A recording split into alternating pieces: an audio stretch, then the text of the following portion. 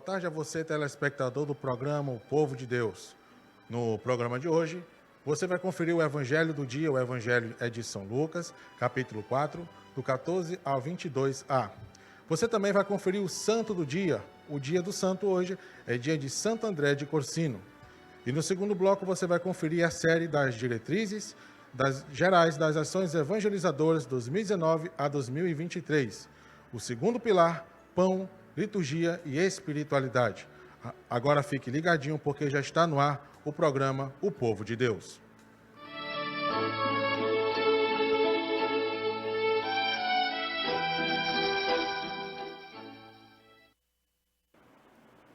O Senhor esteja convosco. Proclamação do Evangelho de Jesus Cristo segundo Lucas. Naquele tempo, Jesus voltou para a Galiléia com a força do Espírito e sua fama espalhou-se por toda a redondeza. Ele ensinava nas suas sinagogas e todos o elogiavam. E veio à cidade de Nazaré, onde se tinha criado. Conforme seu costume, entrou na sinagoga no sábado e levantou-se para fazer a leitura. Deram-lhe o livro do profeta Isaías. Abrindo o livro, Jesus achou a passagem em que está escrito: O Espírito do Senhor está sobre mim, porque Ele me consagrou com a unção para anunciar a boa nova aos pobres. Enviou-me para proclamar a libertação aos cativos e aos cegos a recuperação da vista, para libertar os oprimidos e para proclamar o ano da graça do Senhor. Depois fechou o livro, entregou-o ao ajudante e sentou-se. Todos os que estavam na sinagoga tinham os olhos fixos nele. Então começou a dizer-lhes: Hoje se cumpriu esta passagem da Escritura que acabaste de ouvir. Todos davam testemunho a seu respeito, admirados com as palavras cheias de encanto que saíam de sua boca. Palavra da salvação. Queridos irmãos, queridas irmãs, querido povo de Deus, Jesus apresenta aqui uma parte da sua missão. Ele que realizou tantas coisas, mas abrindo o livro do profeta Isaías, aquela parte mesmo que falava a seu respeito. Todo o Antigo Testamento é como que uma caminhada, vindo e direcionado para Jesus. E os evangelhos, Mateus, Marcos, Lucas e João, é o coração de toda a Bíblia. Ele que já era predito pelos profetas e agora Jesus lendo justamente esta passagem do profeta Isaías que falava sobre ele. Vamos retomar para nós, para a nossa espiritualidade cristã, espiritualidade evangélica, espiritualidade católica, espiritualidade samaritana, espiritualidade que apresenta para nós as diretrizes da ação evangelizadora da Igreja no Brasil. Espiritualidade que parte do Evangelho e fala e entra na vida da gente. A ação de Jesus. Vou destacar porque é justamente a ação de Jesus que nos ajuda também a ter a nossa ação. A ação no mundo é a maneira da gente viver. Por isso, a gente faz como que dois olhares. Um para o céu, para a pessoa de Jesus. Isso ligado à palavra, como o olho da palavra de Deus. E outro olhar para a realidade. O primeiro olhar vertical, o outro olhar horizontal, como quando nós rezamos o Pai Nosso, que a primeiro momento é totalmente vertical, voltado para Deus. Depois para a nossa realidade de humanos, que pede o pão de cada dia, que sejamos perdoados, que é a realidade horizontal. Então, vamos descobrir na nossa espiritualidade hoje, neste pilar, podemos dizer, do pão, que é liturgia também e espiritualidade. Acompanhemos o que diz Jesus. A nossa espiritualidade bíblica. O Espírito do Senhor está sobre mim, porque me consagrou com a unção. Para quê? Jesus foi consagrado com a unção de Deus, para quê? Para anunciar a boa nova aos pobres.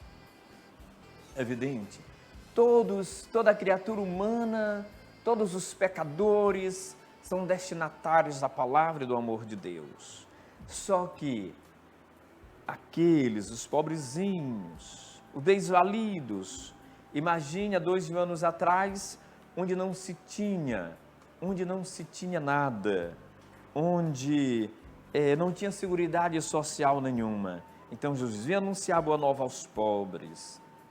Enviou-me para proclamar a libertação aos cativos.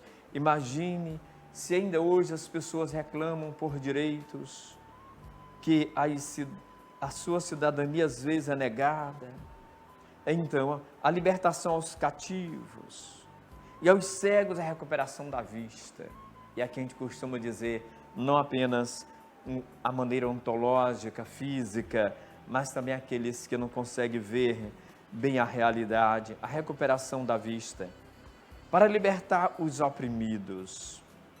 Interessante, em Jesus todo mundo tem vigor, todo mundo tem a saúde espiritual, tem a força para se libertar e para proclamar o ano da graça do Senhor. Jesus apresenta a sua ação pastoral que deve nos marcar profundamente em nossas Eucaristias, em nossa espiritualidade. É a maneira como eu vejo Jesus que eu vou agir no mundo, que eu vou pedir direitos, lutar por direitos, por cidadania, por tantas coisas boas, ser fraterno, ser solidário. É a maneira com que eu vejo Jesus, com que eu entendo Jesus, com que eu busco Jesus, com que eu compreendo a partir dessa palavra, e essa palavra levada para a vida, levada para nossos altares, proclamada em nossas liturgias, e depois essa palavra se tornando na vida da gente carne, osso, coração pulsante, mentes abertas e pessoas que agem com o afeto de 1000 corações e a ação de 1000 mãos. Os santos, eles tiveram assim uma ação muito importante no mundo, e os santos aqui do Brasil também sem igual, o seu cuidado, o seu zelo, cuidando daqueles que estão em situação difíceis, do mundo inteiro assim. Vamos ver agora, vamos ao quadro do santo do dia, depois voltaremos, olhando esse pilar importante que chamamos o pilar do pão, liturgia e espiritualidade, que nasce da palavra, nasce que junto com o pão eucarístico, Jesus nos ajuda a ter, iluminados pela espiritualidade, ações libertadoras e transformadoras. Acompanhemos o quadro do santo do dia.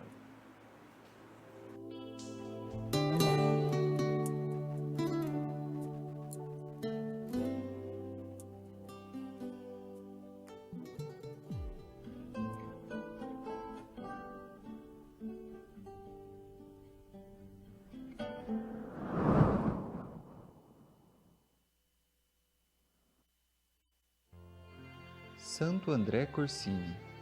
Nasceu no século XIV dentro de uma família muito conhecida em Florença, a família Corsini. Nasceu no ano de 1302, Seus pais, Nicolau e Peregrina, não podiam ter filhos, mas não desistiam.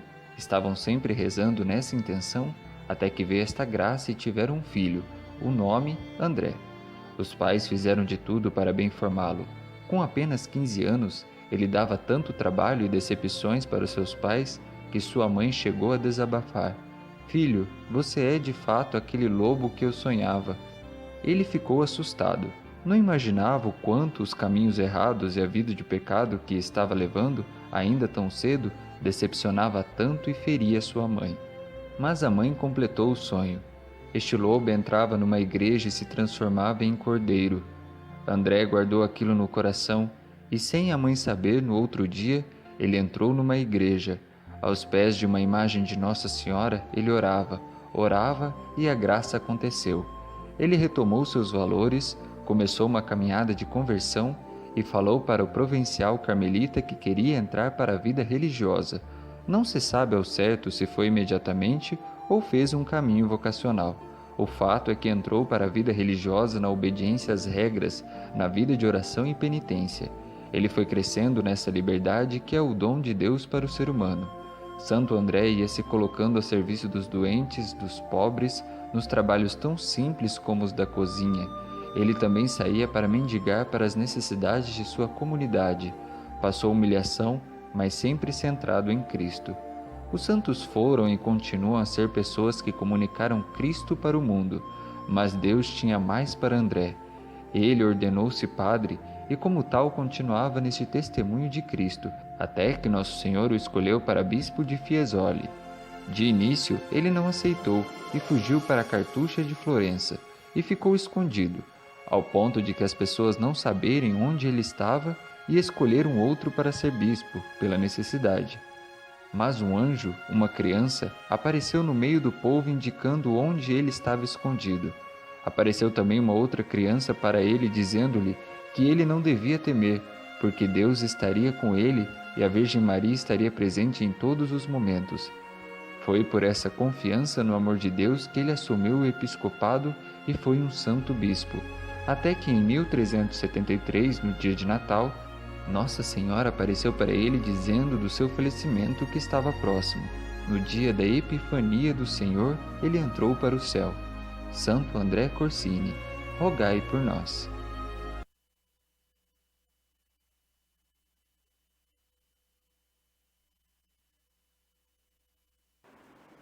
A vida dos santos é muito importante para a nossa vida.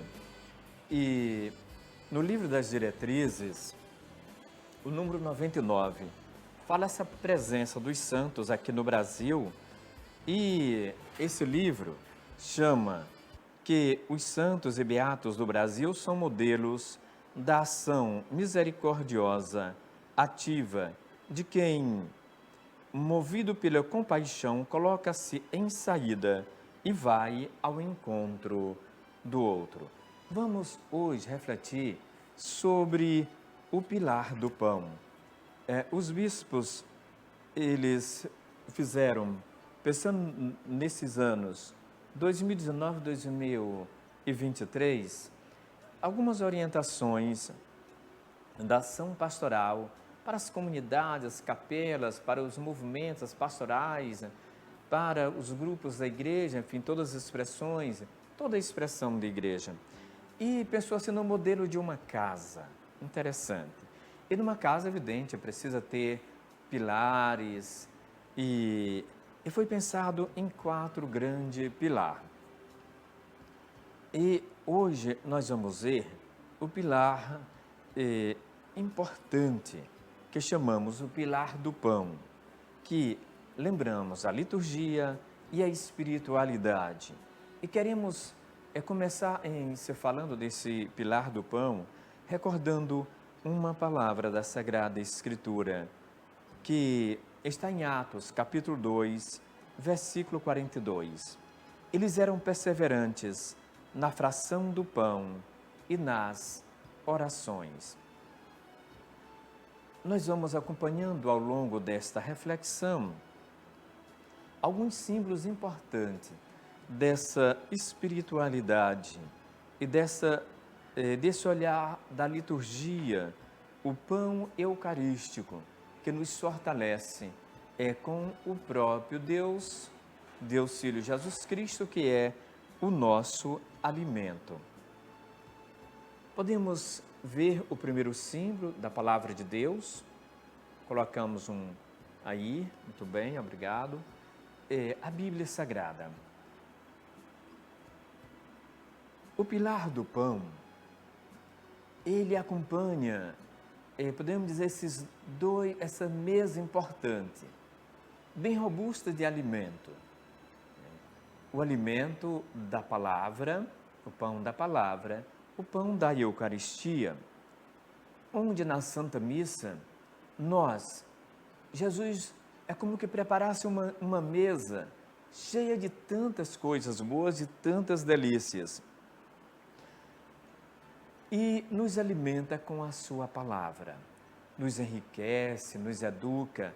Ao torno da mesa em nossas casas, às vezes nossos pais nos ajudam naquele momento da reflexão de todo mundo juntos, para dar as grandes mensagens para nós. Algumas não queremos ouvir, outras às vezes até queremos ajeitar, tal, mas é a palavra que nos liberta. E quando nossos pais são tirados do meio de nós, sentimos falta dessas palavras. E na grande mesa, na mesa da refeição, que se chama missa, que se chama Eucaristia, nesse momento litúrgico, o Senhor nos fortalece com também o pão do céu.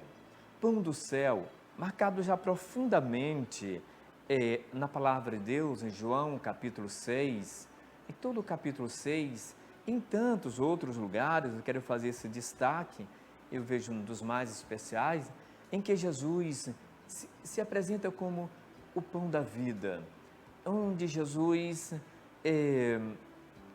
diz também: todo aquele que de mim se alimenta, viverá por mim. Então, a Eucaristia, a liturgia presente nesses momentos importantes. Os primeiros cristãos, e entre eles, a comunhão se expressava principalmente na celebração eucarística, podemos dizer na Santa Missa, que é também chamada a fração dos pães, ou a fração do pão. Já dito também essa expressão, já no primeiro catecismo católico, chamado Didaquê. Os vínculos anteriores e posteriores à Eucaristia suscitavam a partilha das dificuldades do cotidiano e o compromisso com o reino de Deus. Os membros da igreja nas casas eram instruídos a assimilar que a celebração comum da ceia do Senhor demandava a comunhão de todos com o corpo e o sangue de Cristo. A celebração eucarística, memória do Cristo Senhor, alimentava a esperança do mundo que há de vir. E podemos recordar 1 Coríntios, capítulo 11, versículo 17 ao 32. Essa realidade implicava em trilhar um caminho pascal para viver no mundo sem ser do mundo. Jesus já dizia, João capítulo 17, versículo 14 ao 16, que estamos no mundo, mas não somos do mundo.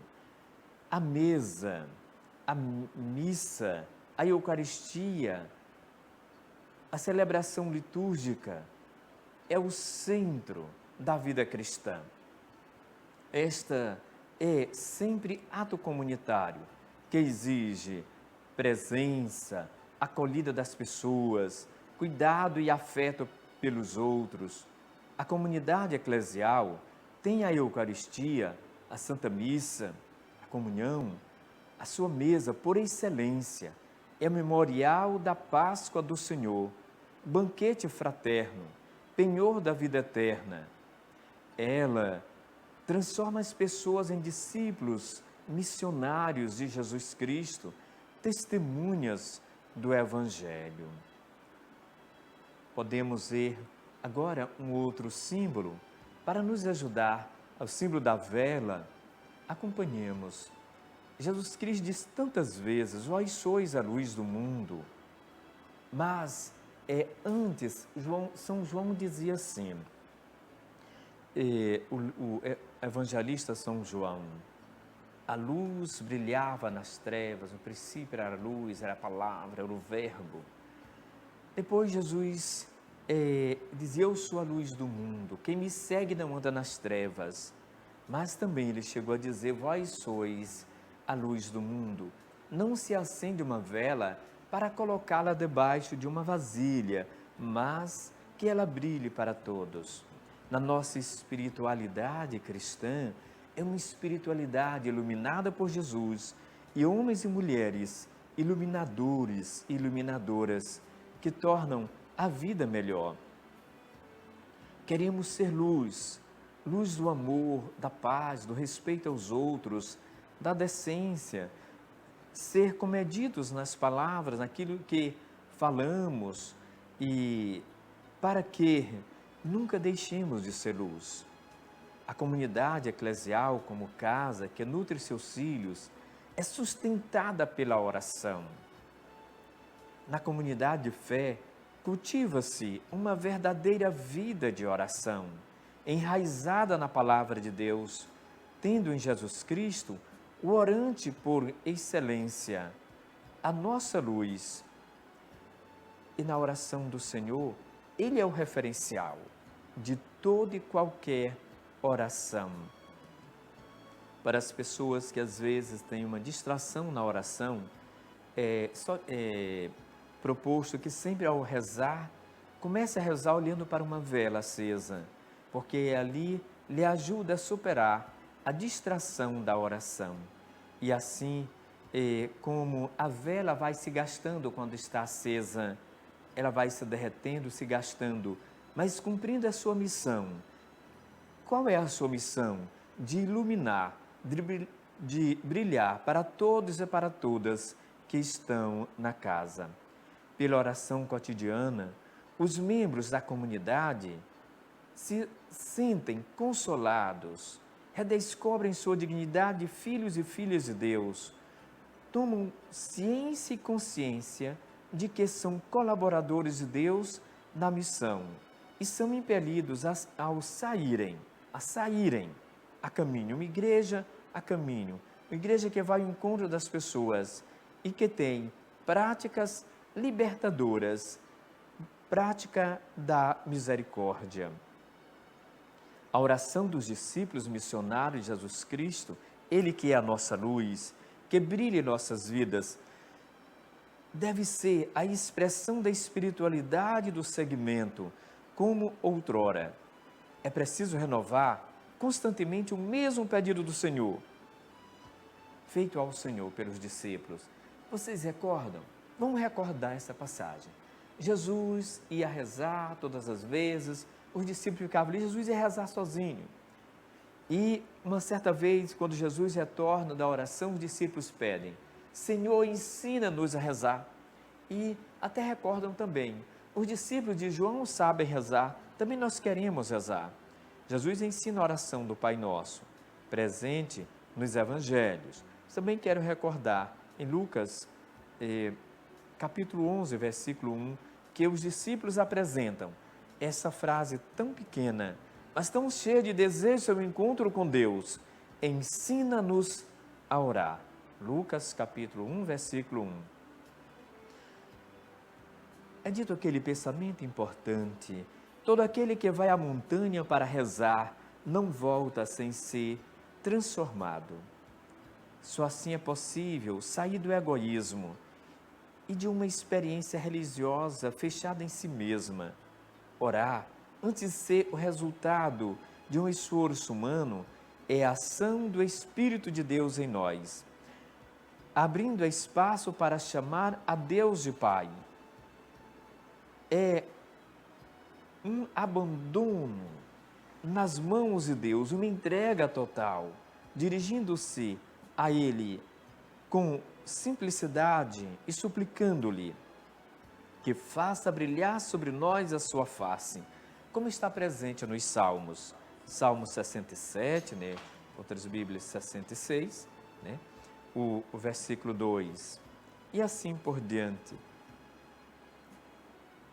Na pastoral, no nosso serviço, é necessário ser luz. Por isso, superar a ideia de que o agir já é uma forma de oração. Tem pessoas que dizem assim, eu nem preciso rezar porque minha vida é oração. Não, nós não queremos só agir, só fazer as coisas para Deus, mas queremos também cuidar do tempo com Deus, diante de Deus, em profunda oração. Vamos agora a um outro símbolo. Orar, está presente Deus, o anel de Tucum. Esse anel de Tucum fala para nós, a nossa espiritualidade cristã, coisas assim interessantes. Por exemplo, quem conhece o anel de Tucum, colhida, é uma planta própria da Amazônia, quanto mais tempo passa, mais o anel de Tucum ele vai ficando resistente. Como é que o anel de Tucum ele é gerado? Ele representa também o ventre da mulher. A mulher, quando está grávida, a criança, o feto é envolvido em uma bolsa de água. Assim, o anel de Tucum, ele, nos seus primeiros meses, dentro dele só tem água. Depois vira uma amêndoa muito forte, muito resistente. E a sua proteção, a casca do tucum, é muito resistente. Quanto mais tempo passa, em vez de apodrecer ou ficar fraco, não, pelo contrário, fica forte.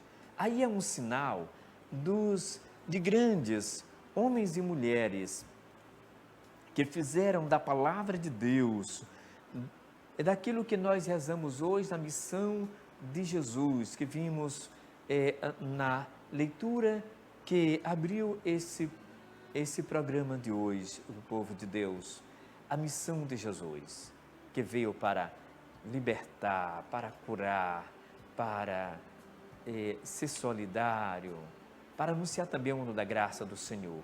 O anel de Tucum é um sinal muito forte. Em épocas difíceis do Brasil, as pessoas que usavam esse anel de Tucum, eles diziam, nós temos o mesmo destino, o mesmo compromisso de lutar pelo nosso Brasil por dias melhores, por tempos melhores. A espiritualidade que exige que sejamos fortes, lutadores, unidos a Jesus que dá a vida, que dá tudo de si. O anel de Tucum, ele muito marcado, inclusive tem um filme que chama O Anel de Tucum. Convido a assistirem esse filme. É muito interessante, que conta a resistência do povo aqui no Brasil em épocas tão difíceis da ditadura militar e as dificuldades do nosso povo. Vamos em nossa espiritualidade, fiz questão de dizer, vendo o pilar do pão, liturgia e espiritualidade, uma celebração ou uma espiritualidade que não está voltada para a promoção da vida, do bem e da proteção, sobretudo, dos mais fracos. É uma espiritualidade piegas, vazia, que não está unida à missão de Jesus, que vimos começando essa nossa reflexão de hoje. Por isso, ele é um sinal. Durante anos, o anel de Tucum, aqueles que usavam, foi usado por Dom Pedro Casaldáliga, Dom Helder Câmara, Dom Evaristo Aires, tantos outros e outras, como um sinal de que eu sou solidário com aqueles que mais sofrem, sou solidário com aqueles que são perseguidos, sou solidário com aqueles e aquelas que são a pupila dos olhos de Jesus, os sofredores da história. Então vamos agora a um outro símbolo também para a nossa espiritualidade, que o pão da Eucaristia deve nos iluminar em nossa espiritualidade. você deve estar pensando, mas por quê? Em pé de mandacaru, o mandacaru tem espinho e tal, não é uma planta tão bonita, não faz tanta sombra. Tem um sentido importante e já foi muito presente em muitas liturgias aqui do Brasil, de muitas regiões também, de toda a América Latina. América Latina, são esses países também em que sua língua brota do latim, uma boa parte aqui da América do Sul, né, que chamamos América Latina. O símbolo do mandacaru é um símbolo de resistência. Você vê ali uma região parecida às grandes regiões do Nordeste, de seca, da caatinga, de regiões difíceis. É uma região que sustenta, apesar, mesmo na seca, mesmo sem chover, ela consegue superar tempos difíceis. É um símbolo importante para marcar nossa espiritualidade.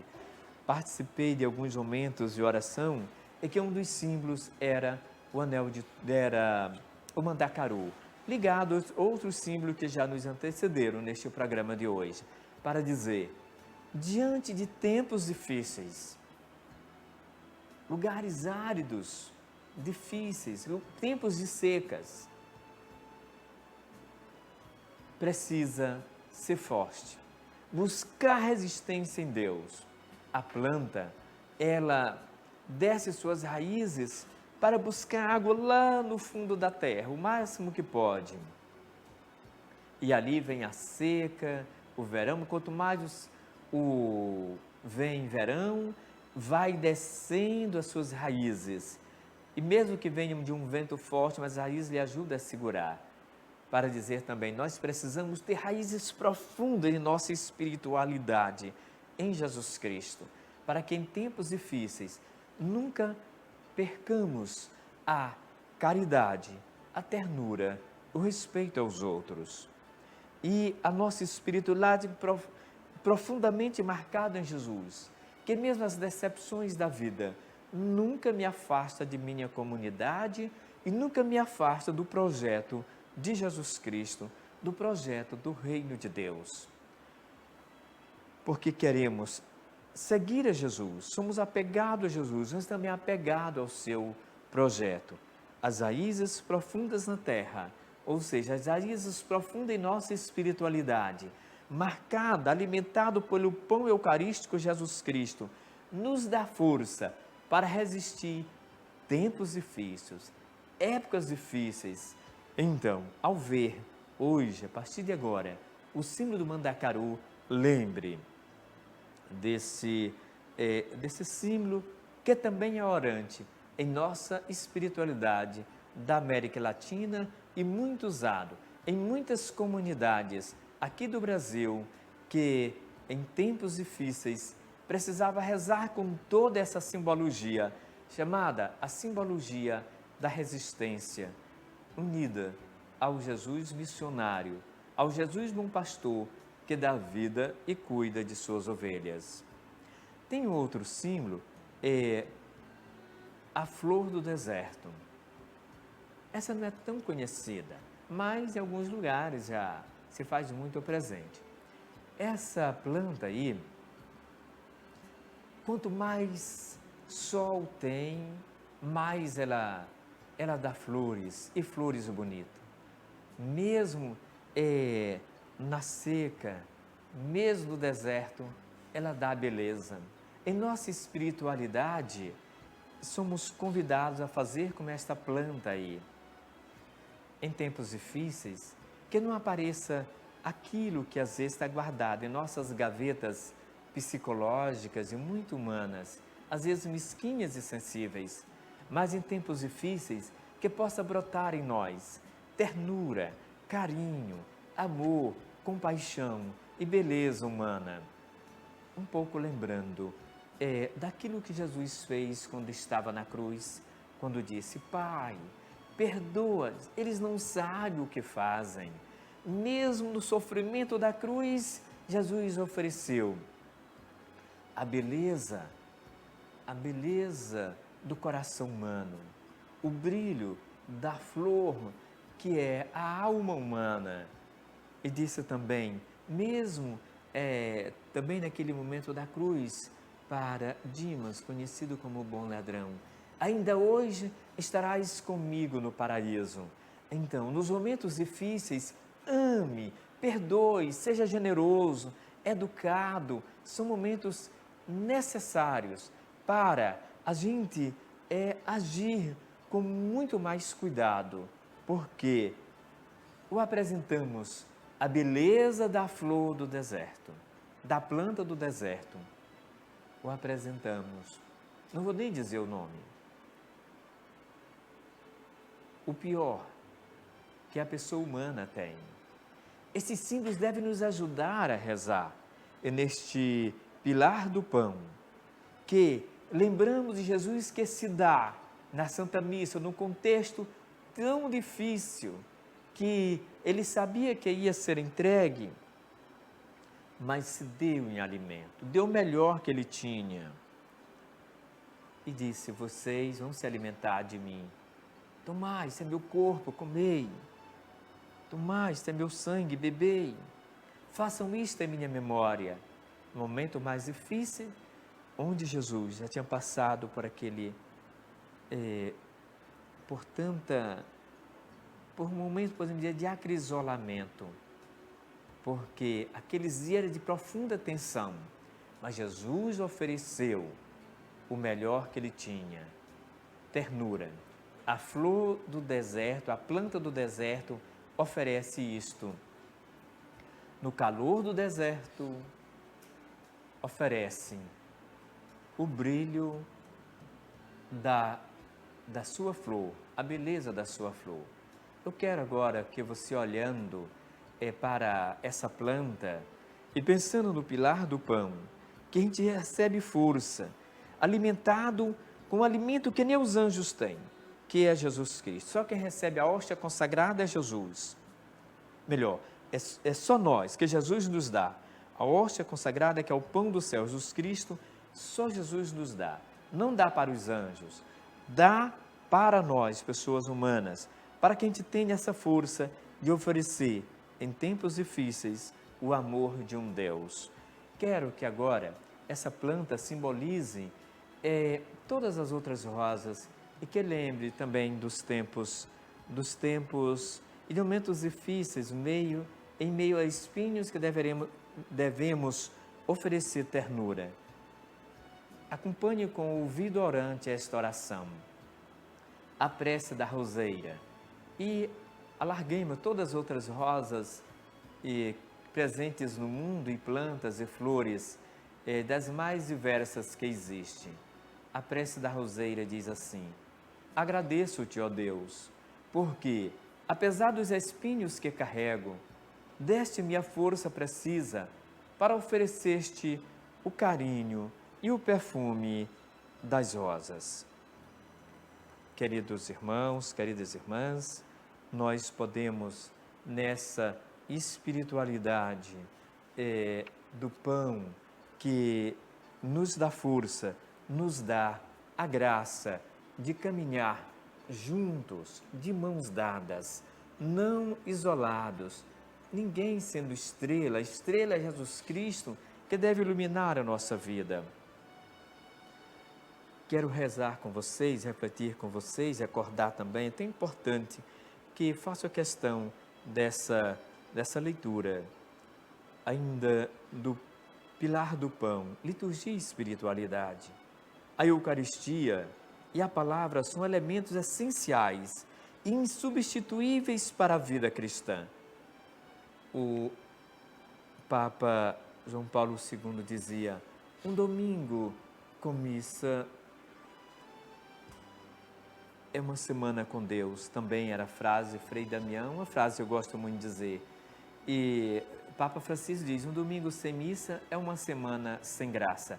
O dia do Senhor, precisamos estar presente na Santa Missa, que é o domingo, o dia que o Senhor ressuscitou, para nos ajudar a falar com Jesus. Acompanhemos esse momento tão importante que o povo de Deus, lá na paróquia de São Benedito, recebendo Jesus.